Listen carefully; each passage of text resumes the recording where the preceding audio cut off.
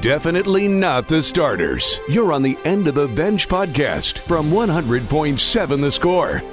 I'm Mike Hebert, owner of Cantex Roofing and Construction. Every day is game day, and we'll get it right when it comes to your roofing, construction, windows, and mirrors. Call Cantex Roofing and Construction today. Together, we are one serving you. Welcome in. I am Rob Breaux alongside David Collier here in the First United Bank studio. You can call in, as always, the Visual Edge IT hotline, 806-771-0973. Or you can hit us up on the 8th Flooring Center chat line as you do so well.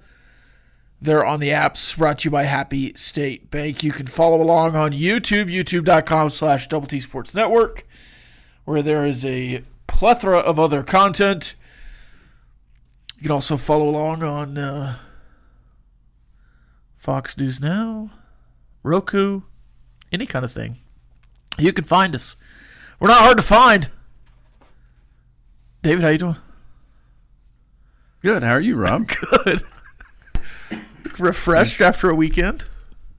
Sure. Yeah, me too. Lucas, how you doing? I'm doing well. Good. Refreshed. Well, that's the proper way to say it. Yeah, I'm doing well. Lucas is doing well. You're also refreshed? Good. You're refreshed? No, we're all refreshed. Oh, okay. What refreshing thing did you do this weekend, Lucas? So my wife and I ordered a new mattress, a whole new bed set. Nice. So her dad and I put it all together, and it felt amazing sleeping in a new bed. So That's underrated. Yeah, I agree. So Unless you pick a bad one. Yeah. It's one that you can elevate your legs and your back, and oh yeah. it's so if I want to watch TV, it doesn't disturb her. Sure. So it's one of those fancy ones. Fancy. I need one of those. Yeah, those are nice. Yeah. I got one of those, but I got it years ago. The motor stopped, so it's just kind of stuck in one spot. Yeah. Yeah. But it's the spot I prefer. So Good. it's not so bad. Probably should get a new one. Yeah. But it works. So that's nice. That is refreshing. Yeah, that's Tell us on the chat line what refreshing things you did this weekend. As we go along today, the refreshing thing I did was watch the Rangers beat the Astros in a series. Yeah, that was. Though we are on the home of the Astros, so it's also unrefreshing that that happened to us. I did not do that. I checked that. We were dropping the kiddos off with a grandparent yesterday, but I guess the refreshing thing that I did, which is maybe normal weekend behavior for a lot of people, but I actually watched a movie on television from start to finish, which I never do. Nice. What was it? Jack Reacher from 2012 with Tom Cruise. Tom Cruise in it.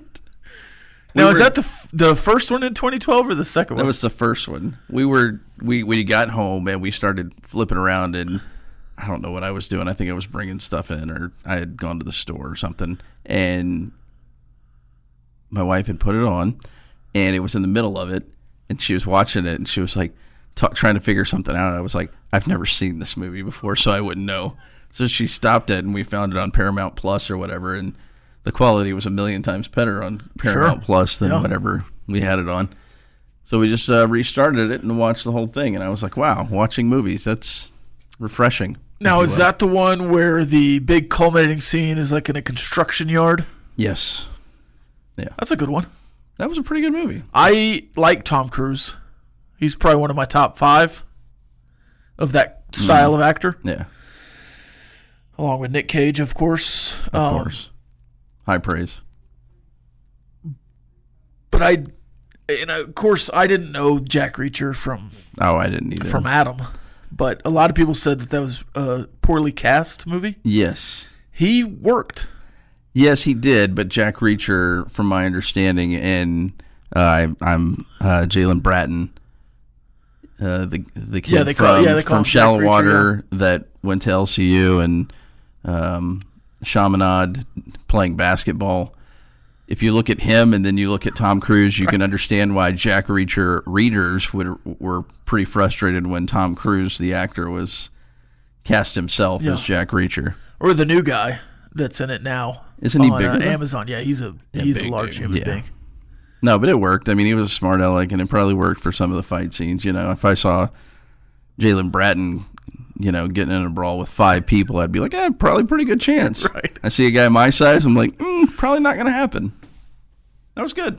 I might watch the second one that probably came out in 2014 or something like that. Yeah, it was good too. I thought they were going to do more of them, but got to knock out those Mission Impossibles. yeah, you know, you got to make money. Is what it is. I think Tom Cruise has made quite a bit of it. A decent amount. Yeah. Jack Reacher, those are good. Those are good movies. Yeah, it was a good waste of 2 hours, I guess. Sure. Not doing anything or worrying about anything. Probably should have mowed the lawn. We'll figure it out. So tell us your refreshing weekends. The Texas Rangers did beat the Astros 2 out of 3. And that leads us to the All-Star break. We'll have an opportunity to pick some home run derby winners today. There's 8 of them, so we can't really draft, but maybe I'll pick a couple and see what happens. We might play. Can you name anybody from the home run derby? Let's go our way around the room, and I would end on me. But I've got one. Cal Raleigh. Yep, Cal Raleigh, who I took that one off the board. broke the pre-All-Star break home run record from Barry Bonds. So he's on pace. And sometimes you see those guys who are on pace like that, they don't want to do the home run derby because it'll mess up their swing. Yeah. But Cal Raleigh just tries to hit home runs anyways. I think he had 6 hits in his last 10 games or something like that. And they were all home runs. Can he flip-flop sides between rounds? Yeah, does he bring 2 pitchers? Yeah. A righty and a lefty for him to do both? And then also field and catch. He can play right field and shag some balls, and then he'll catch the next guy. He'll just do it all. Yeah. He'll do it all. We also have an opportunity to catch up on our preseason predictions for Major League Baseball as we are officially at the All-Star break. We'll do that today as well, probably at 9:30. The Blue Jays currently leading the AL East. I don't think anybody had them. The Tigers kind of creating a gap there they have created a gap in the American League Central. And the West with the Astros now 5 games up. They were 10, 7, 8 games up a couple of weeks ago. They did not finish particularly strong heading into the break with a sweep to the Guardians and a series loss to the Rangers. The Rangers 8.5 back, but in the mix for the wild card. So we will look at our predictions and also say if the division leader currently will be the winner at the end. We'll do that at 9:30. Definitely not the starters. You're on the End of the Bench podcast from 100.7 The Score. Agree with David Collier. Chicago just wanted to align the head coach GM contracts. Feel a little bit better about the hire then. Yeah, but I guess their 29 is not too long. It's 25. Sometimes I see these years and it's like, wow, that's really far away. And it's like, oh, wait, it's not 2020 anymore. It's 25, so it's only a 4-year extension.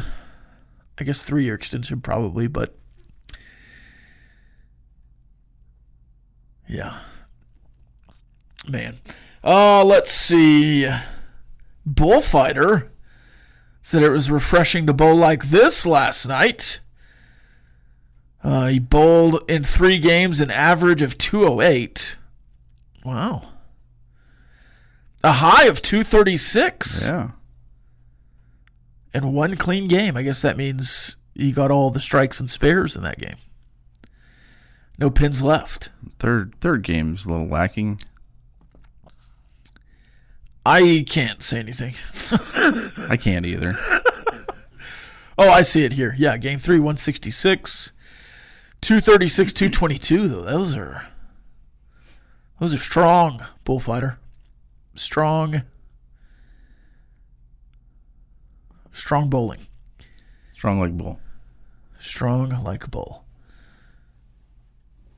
This texture just says, the Open. Yeah, I didn't know what that meant. Yeah, the Open. It's this weekend. Is he saying that... Should I say the British Open? Yeah, because we're in America. Yeah, it's called the Open Championship. We call ours the U.S. Open. Right. It's not like we call it the Open, right? All right, let's get into our predictions. I'm going to leave off, for now, the MVPs and Cy Youngs. We'll go back to that in a second. I just want to get to the division champions. And I'm going to give us an opportunity to hold strong or change. Oh. I'm not gonna delete what our original predictions. I'm gonna add on. Okay. So you can hold or change. Okay. We'll start in the AL East. I've got the Orioles. Hold strong. Look, I have been on the Orioles for several years now. I thought they were putting something together really strong You're on that in bull 23. jump. In 23, I really believed in the Orioles. And I thought for sure in 24 was their year. I picked them last year. I think I might have picked them to go to the World Series last year. And they kind of fell apart last year. And I was like, surely this young core will figure it out at some point, and the pitching will be strong enough. But no, I think they're even worse this year. It's not the young core's fault. Well, Gunner's doing good. Jackson's doing good. yeah. Adley's doing well. It's their pitching. Yeah, the pitching has not been good enough. So I am going to change. The Blue Jays currently in the lead, but I'll take the Yankees in the back half to win the AL East. Lucas has the Yankees holding or changing. Keeping the Yankees. And David has the Red Sox holding or changing. The Red Sox finished really strong heading into the All-Star break. Man. You know what? Since everybody else is changing, I'm going to stand pat. By everybody else, I mean you. 3 games back. That's fine. I'm good. I'll take that, even though you did lose Hunter Dobbins. And I mean, I know he's just a piece, but being 4-1 as a piece obviously seemed somewhat important to get him back in the lineup. But yeah, I'll stick with him. Or we'll go to the National League East. I've got the Phillies. Lucas has the Mets. Collier has the Braves. I'm going to stick with the Phillies. I'm staying with the Mets. Yeah, I'm going to go ahead and take the Phillies. Okay. I did my best there. No shame in that. And then, look, the Braves, 12.5 back. They should have a better back half, you'd think. But it just feels like they're a little bit cursed as well. Yeah. They're better than 42 and 53. I guess they aren't. I guess they're not. What you said you are, but we'll figure it out. A little surprised. The AL West. Let's flip over back to the American League. I had the Rangers. Collier had the Rangers. Lucas had the Mariners. This could be me reverse jinxing or believing. But I am going to take the Astros to win the AL West. I'll hop on board with you. Lucas, I don't think that train sticking with the Mariners. I'm staying with the Mariners. Okay. The NL West, clean sweep for the Dodgers. We're good. The Dodgers are 5.5 up. Lucas, are you brave enough to take the Padres or the Giants? Nope. Me neither. Me neither. Absolutely not. We'll go to the AL Central. I had the Royals. David had the Royals. Lucas had the Twins. I'm going to front run with the Tigers. Is everyone joining me? Or would you like to stick with the Twins or the Royals? You know what? I'm going to front run with you. You mentioned, I think I mentioned as well, but the Astros and Phillies seem, I know the Mets have been playing, well, Lucas knows how the Mets have been playing at times recently, but Detroit seems like they've been playing just as good or maybe even better than the Astros, so I'll take Detroit. The A.J. Hinch effect.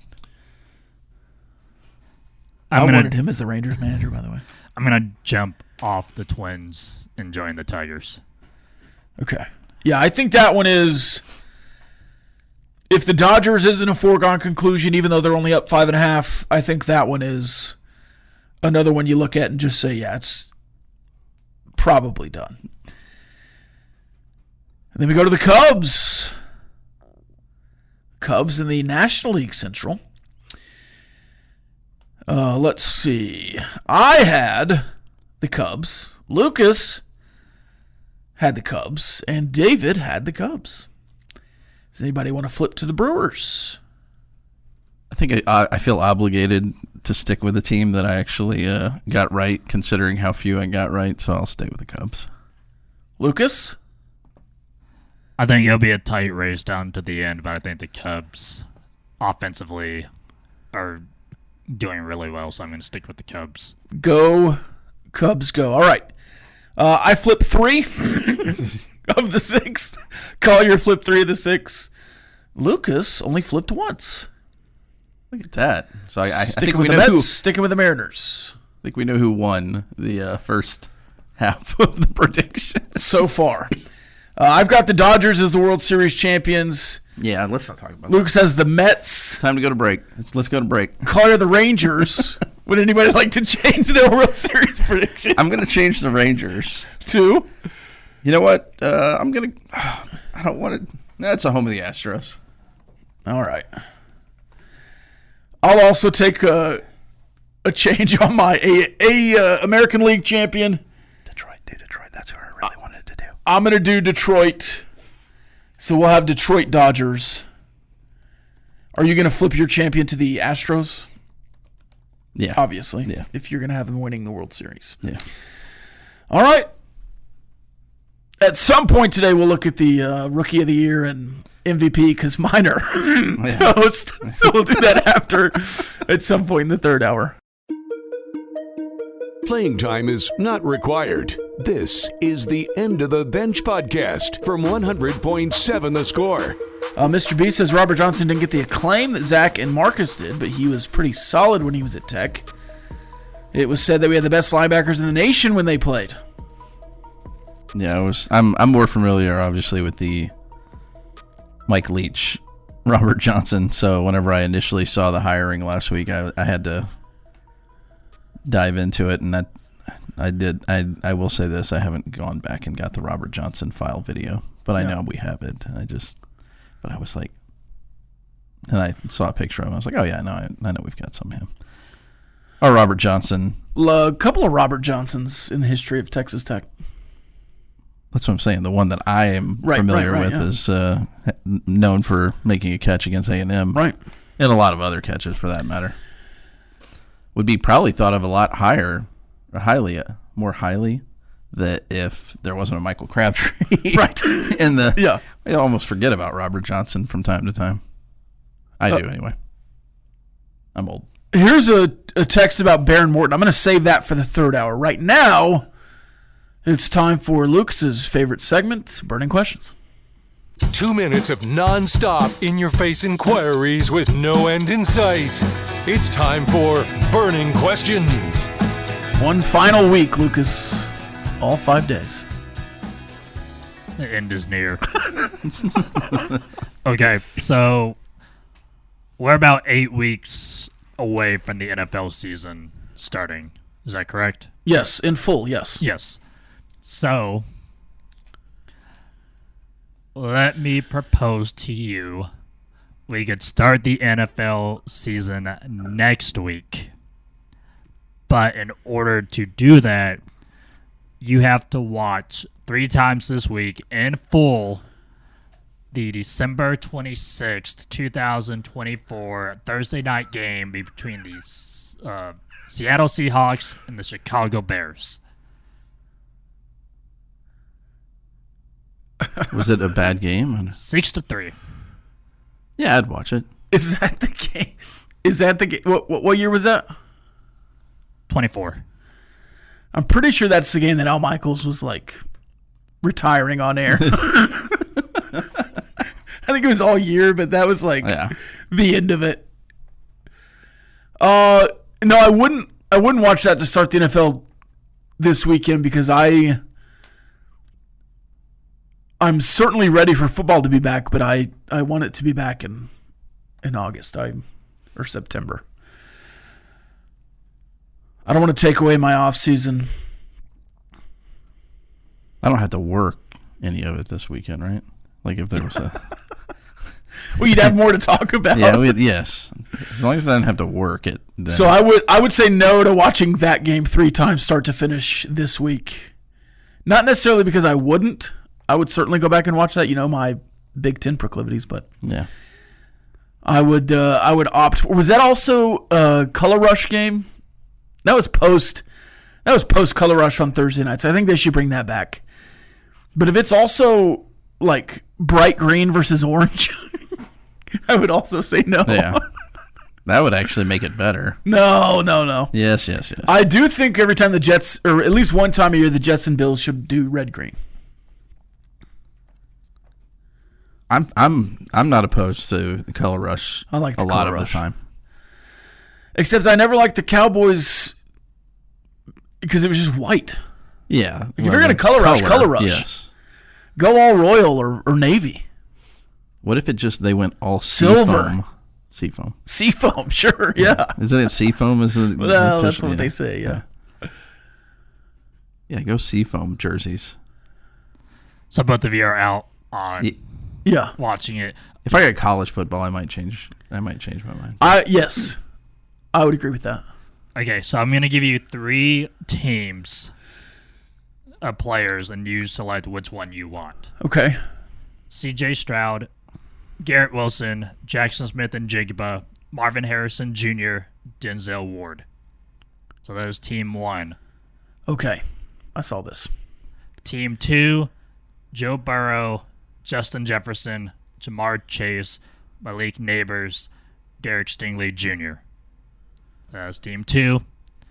And then the final team, Jalen Hurts, Devonta Smith, Jalen Waddle, Jerry Jeudy, Patrick Surtain II. That is Team 3. Who's the quarterback for Team 3, sorry? Hurts. Jalen Hurts. Okay. So it wants us to pick the second team. Well, it's Team Ohio State, Team LSU, Team Alabama. Alabama. It's Team Alabama on the graphic. I know. It shouldn't be Jalen Hurts. It should be Tua. Yeah, it should be Tua. It should be Tua because Tua finished there. Yes, but then people wouldn't probably pick him as much. I don't know. I'm still on Team 2. I would rate Alabama's 3rd. I think I'd go Ohio State 2nd. Yeah. Yes, I would go the same route as you because I once you read the first one, I was like, I'm going with that one. Yeah. And then whenever I heard who Team 2 was, I was like, that's my number 1. Yeah. So yeah. I mean, LSU 2019 was the greatest college football team. Yes, they were. Certainly of this era, probably the last era. It's hard to go between eras and say that LSU team would beat everyone, but I know they could beat Oklahoma. It sure feels like they, that season for sure. It sure feels like they'd get it done. Yeah, they did. All right, what else you got, Lucas? So I saw on Las Vegas Twitter's account that they're bringing Uno to the casino. You can play Uno at the casinos now. What other card games or games kind of that nature would you find interesting to see at the casino? I love this. I've got one. I'm gonna. Can I give mine first? Yeah, go ahead. For fear of not having another one. I don't know how Go Fish would work, but let's just introduce gambling way too early, and let's go with Go Fish. Have you seen the new Go Fish? The like adult version? No, and I'm probably afraid to. Well, not adult in the sense okay, it gets crazy, but it's more language based. Yeah. Instead of Go Fish, it's it's another I think I know phrase that might start with that lettering. Yeah. Sorry. Can you imagine? A lot of jokes were at Vegas. Is this digital, or are you like legitimately playing Uno? I think this is digital for now, but Okay. they're going to kind of see how it goes, and it might be actual tables. If you're playing Uno against a computer, that's one thing. But if you and I, David, with real currency on the table, and I hit you with a draw 4, a crazier man than you might feel one way about that. There might be some fights. We might actually learn the rules sorry, too, Uno. Yeah. Sorry is the same way. Because if I sent you packing and you're 6 spots away from home, and I drop a sorry on you and you have to go back to your starting point, I feel like that's another one that's like, or if I draw the switch places, and like I target you during the game and I do it a third or fourth time. I used to love doing that to my nephew. Could you imagine Monopoly played with real currency?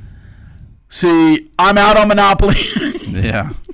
Because you could spend a full night in Vegas just playing Monopoly. And it's like, all right, you can't really cash out. I guess you could cash out, but then you'd be like, I don't know. Yeah, you couldn't cash out mid game. That would. I don't even like playing Monopoly at home because it takes so long.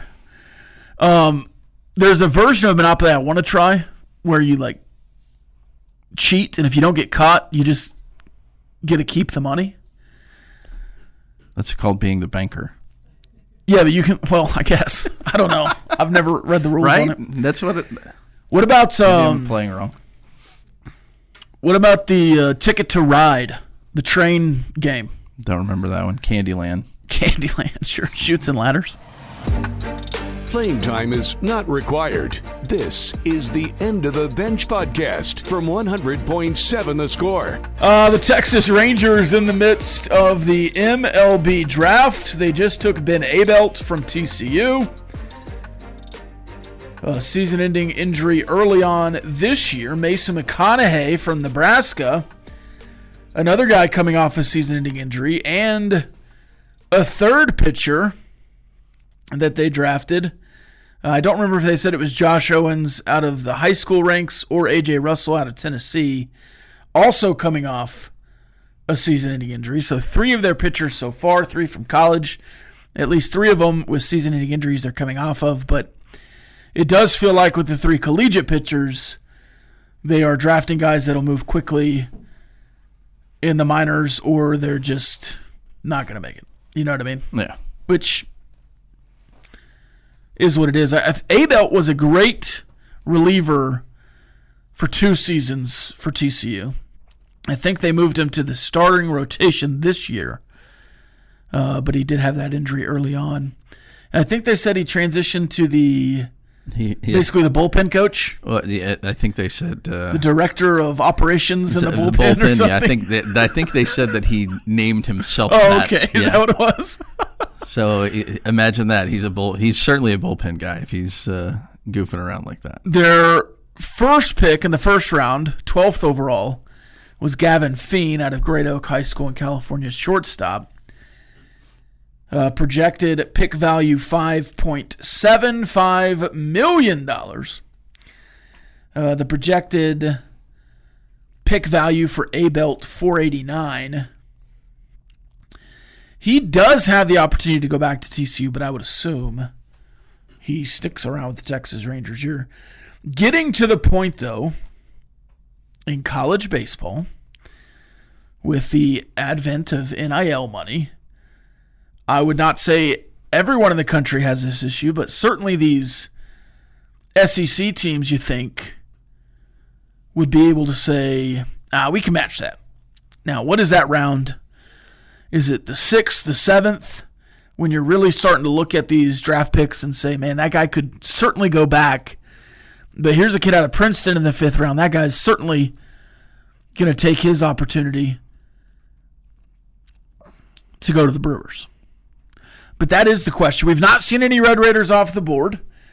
If you were guessing, if you were projecting, who do you think to be the first Red Raider off the board here? Well, probably a pitcher, right? But I'll go with Damian Bravo. Damian Bravo's my guess. It certainly could be, Zane Petty. Yeah. Or Mac Hewer as one of these guys. You would love it for them to be drafted because that's, personally good for them. But if it's the 15th, 16th round and these guys are going off the board, they have the opportunity to come back. Yeah. And that's part of the reason a lot of these guys do come back now, right? I mean, back in my day, 2019, there was like 40 rounds, Right. I mean, you don't have as many opportunities, so I mean, obviously there's still a minor league system for all these guys, but you somewhat got to develop and show your potential at this level, and why not go for 3 years, especially in a lot of cases where you're getting paid some money, a lot more than the half or quarter scholarship that you were going to get back in the day. The Astros have taken 4 guys so far. Mount Vernon High School shortstop in their first pick. Ethan Frey out of LSU, an outfielder. Nick Monastery, infielder out of Southern Miss. And Nick Potter out of Wichita State, a pitcher, a right-handed pitcher. High school senior, and then 3 fourth-year juniors out of the college ranks. We've also seen in the last couple of rounds a lot of commitments, right? Not necessarily already there, but committed to this, committed to that. That's also something we'll have to pay attention to. I've not seen any commits to Texas Tech being drafted so far. But that is another layer to the Major League Baseball draft. And now more than ever, again, with NIL, could a commit to Tennessee in the first 5 rounds say, hey, I'll make this signing bonus and then nothing the next couple of years? Could my 3 years at Tennessee match $500,000? Yeah. Could my 3 – now I probably won't get that immediately. Could my 3 years, 4 years at Tennessee match $1 million? Now, obviously not immediately, but could you grow into that? That's the risk you take. And I would assume more guys are picking college now than the minor league road, because if you are a great 4-year player in college or 3-year player, it's, especially in the SEC, you're chartering a couple flights. So you're traveling a lot better. Traveling a lot better. You have the facilities probably better than the minor league. Oh, certainly. You're not having to waste a per diem on food. You're just getting food there at the facility. Yeah. So I would assume, this is just me assuming, I've not looked at the numbers, but I would assume the next, going from 22, 23 to 27, the trajectory is probably that more guys are going to college as opposed to sticking around in the minor leagues for percentage-wise, anyway. Percentage-wise, yeah. Yeah, because there's less. Yeah. I'm saying top 20 rounds. Yeah, top 20. Yeah. Well, even since 23, you've been down at the 20-round range.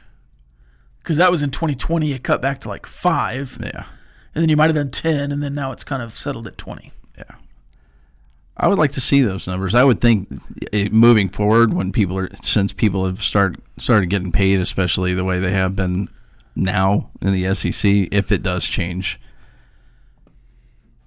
I think. And again, if you're committed to Princeton, it's probably a little bit different than if you're committed to Arkansas. Yeah. There was a commitment to Georgia Tech that was just picked. I think I saw at least a Louisville and some other. Saw an NC State a minute ago. NC State, yeah. I will say this. I don't know if you're a fan of this. Florida State getting drafted. Commitment, yeah. I do like the way this is going. We're at pick We're 160 flying right through. here. It's flying it's a through. guy reading off the name, the three analysts or two analysts and a host, rattling off some information on each individual and right back to the next pick. Yeah, in about 19 minutes, we've picked nearly all the way through the 5th round. Yeah. They got to get, they're doing the rest of it today, so they got to get this done. So we'll get through probably the 6th round by the time we're done. Maybe. Probably be the end of the 6th round by the time we get there. Since we've been talking about this, we're on our next pick. We're breezing. They haven't even had time for a couple of highlights on these last couple. There's Gabe Craig out of Baylor going to the Phillies. All Big 12 first team selection in 2025. Here's another question for you on Texas Tech's, draft selections or otherwise. I think some of the slow playing the portal that we've seen, of course, you did get another commit over the weekend, and then you had another waiver guy enter the portal after the portal window. I would assume Crotchfeld enters as one of the DSAs, which is new, which means probably would have been kept if you were allowed to keep more than, I think you could take, I think the number is 40 into the fall, and then by December 10th, you have to be cut to 34. So if you were going to be kept, but you don't have the roster to keep someone, you can get in as a DSA in the next week or two. But what do I know? More after this. 100.7 to 6. We'll be back. Playing time is not required. This is the End of the Bench podcast from 100.7 The Score. 0.7 The Score.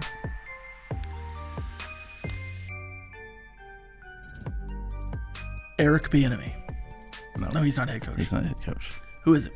Eddie George. Eddie George. Oh, how's Mike Vick not up there? I guess is he a D1? Certain kind of it's D1 coaches. Yeah. Okay. He's got to be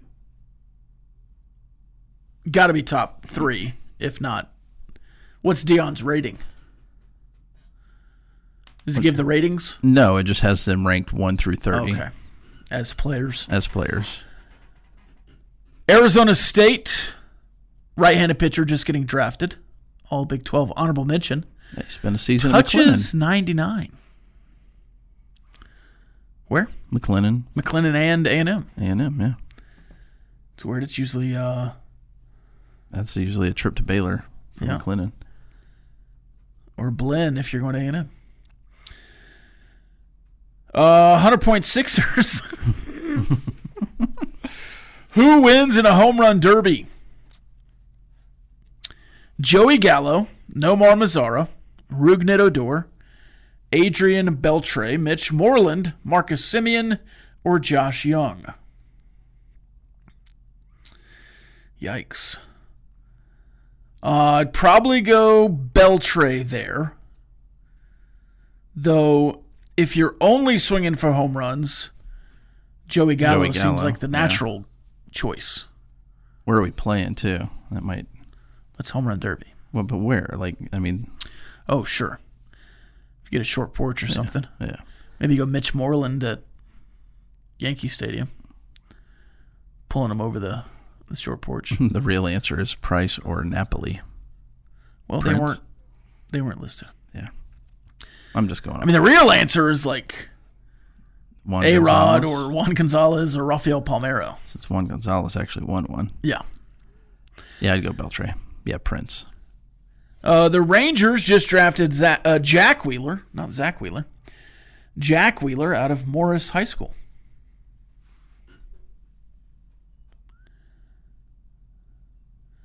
The Orioles on the clock with the USC pick. Caden Hunter. Never been drafted.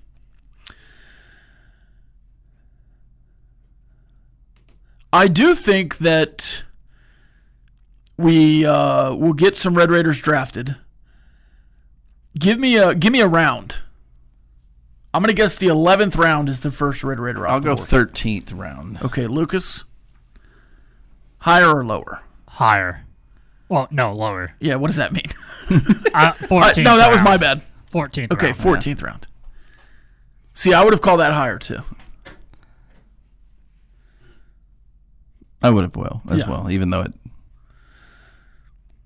visually doesn't work. Speaking of Prince Fielder, yeah, because if you're falling on the draft board, that would be lower. Yeah. But it's a higher draft pick numerically, but the higher draft choice is lower at the draft. Yes. Speaking of Prince Fielder, have y'all seen the videos of him coming hitting last week? No, I did not see that. Is he training for a comeback at some independent league or something? Or just out hitting? How old is his son now? His son has to be... Saw him hit a East-West Classic home run derby. Nice little bat flip. Very nice. Old CC Sabathia was the Major League Celebrity Game MVP. I think him and Terrell Owens both had a grand slam. Now, why is that while games are being played? Strange to me. Yeah. So couldn't squeeze it in anywhere else. The Astros just drafted a guy with no photo. Gable Pentecost. A two-time Crossroads League Pitcher of the Year. Out of Taylor University. You couldn't find a picture of a guy named... Yeah, you couldn't... Yeah. Two-time Crossroads Pitcher of the Year. You couldn't find a picture of him? Come on, MLB. I'm not even going to Google. I'm going to Bing's surely- search here. There's a picture of him right Yeah, there. surely Pentecost. A guy named Pentecost. Oh, you throw that up there. They just didn't have that in their database. They couldn't... Well, this is going pretty fast. If they would have been... I'm sure they didn't have him plugged in. By the time I pulled it up, they were already talking about another guy. But They still. didn't have him plugged in before. There's only a certain amount of guys Right-handed they pitcher, can number plug in. 22. Taylor University is purple and gray, if you needed to know. Probably purple and white would be my guess. Yeah, he was unranked. So I would assume they probably just have photos from like the top 250 or something. So we'll probably, as we move on here. Hey, there was some more news out of SEC Media Days. Sorry, Collier, we didn't get to this earlier. Oh, that's I know you're a fine. big SEC Media Day guy. Surprised you didn't go. Well, it is like 12 days. So It is. It's 12 days of SEC football. It is. But the biggest story out of SEC Media Days, some of it is the quotes from like LSU's head coach Brian Kelly about the playoff and how they want as many SEC teams as possible, which I thought we got past because that's what Greg Sankey said. And then in like one of the rare moments that coaches and Greg Sankey weren't aligned, several coaches, including I think Lane Kiffin, were like, no, we should just earn it like everyone else. With the 5-11. But the biggest story out of SEC Media Days, and I guess this is what they do to draw people in, was Greg McElroy, who was at Big 12 Media Days as a former Texas Tech commit, is now at SEC Media Days as a former Alabama quarterback, saying a person in the know said that Nick Saban is going to get back into coaching. Where does Nick Saban coach next? Would you go... Hey, he's just going to go hoof it down where NIL doesn't matter. He's going to go to some FCS school or No way. some SEC school. If it's an SEC school, there's two coaches I would say are on the hottest of seats. I would too, and I would say one of those school has a lot more money than the other one. Chicken money, if you will. Chicken money, superstore money. Superstore money, which some of that superstore money goes to Missouri too. Oil but money? Yeah. But yeah, I would think Arkansas would probably be a better choice monetarily if you're going to get into the NIL game, which I don't know why you would leave Alabama. I mean, they went and got Coach Cal Yeah, that's what I'm saying. as the name. Yeah. It seems like, I mean, I would fire Sam Pittman yesterday if I even have a chance at Nick Saban. Yeah.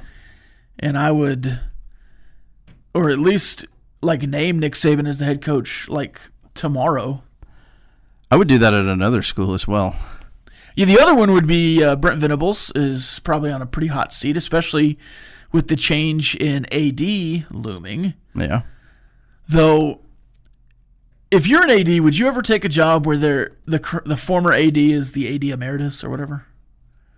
Yeah, it doesn't seem like you're going to yeah. get a lot of real jobs to do. It seems like the other guy's still going to be making the final decisions. Yeah, that I would think that it would be like Nick Saban having an office at Alabama. Right. Be kind of weird to, hey, Coach Saban, what are you doing here? Yeah. Do you feel in charge? Yeah. I know what you're referencing there. Yeah. Yeah. I don't feel in I just charge. don't want to do the voice. Yeah.